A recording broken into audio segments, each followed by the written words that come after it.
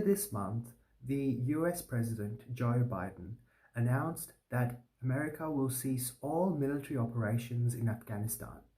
This marks the end of America's 20-year war in the country, which is responsible for the deaths of up to 2,312 US personnel. Following the aftermath of the 9/11 attacks, which took place on September the 11th, 2001 in New York, the US invaded Afghanistan under the premise that the country's ruling Taliban regime harbored Al-Qaeda, a Sunni militant terrorist organization that was responsible for perpetrating the attacks on that fateful 2001 September morning. Over the past 2 decades, America has been largely successful in dismantling Al-Qaeda's military and operations around the world, including the eventual capture and killing of Osama bin Laden, the main mastermind behind the 9/11 attacks. However, the US has been less successful in reining in the Taliban, which currently controls up to 50% of the country right now. This begs the question, why did the world's most advanced military, equipped with the most sophisticated weapons technology, fail to defeat a significantly inferior rival, which mainly operates in the hills of Afghanistan? Well, to answer this question, we mustn't examine why the US has failed, but rather why the Taliban have succeeded. Firstly, it is important to note that the Taliban primarily consists of ethnic Pashtuns, the country's ethnic majority. In doing so, many local Afghans tend to identify more with the Taliban compared to the Afghan government and their US allies. Afghanistan has a rich history of invasions, ranging from the historical Persian and Mongol Empire conquests to the more recent British and Soviet occupations. However, each time, and now with the Americans, invading forces have largely failed to succeed in defeating insurgent forces within the country, as well as preserving the peace post-invasion. Hence, many local Afghans have not only become accustomed to daily warfare, but have also grown to support the Taliban as its primary defender of national sovereignty against foreign occupation. This is enhanced through the cultural and Islamic traditions on an ethnic and religious level that are shared between the Afghan people and the Taliban. Hence, the subsequent back and forth between the US and the Taliban and the ensuing conflict is virtually unwinnable, not necessarily due to a lack of US military capability, but rather an inability of America to connect and win over the hearts and minds of the local Afghan people. Since this is the case, is it better to withdraw?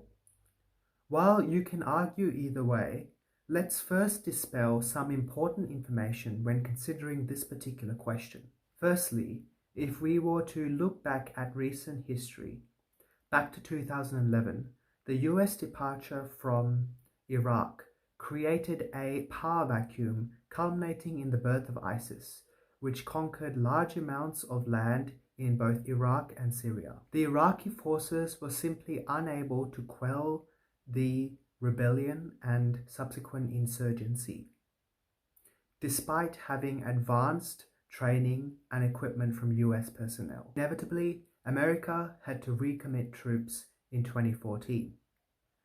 While the Afghan forces have certainly received a longer period of training with the American personnel, as well as more sophisticated equipment, it is unclear whether they would be able to quell any future insurgencies by the Taliban.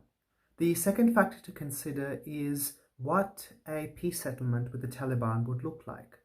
While it is clear to me that this particular agreement would encompass a power sharing agreement whereby both the Taliban and Afghan governments are entitled to controlling specific portions of the country, depending on the settlement made, it is unclear whether the Taliban will strike at government-controlled areas once America leaves. Washington, D.C. has grounds to fear this particular predicament from taking place.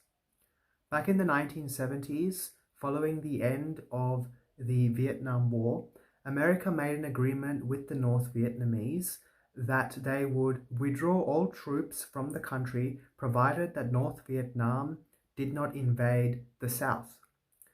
Following after America's withdrawal, North Vietnam quickly reneged on its agreement and invaded South Vietnam. To prevent a similar situation from happening in Afghanistan, America must not only withdraw from the country, but at the same time ensure that the Taliban maintains its side to any agreement signed, by establishing accountability mechanisms in the form of neighboring countries in order to hold the Taliban in check.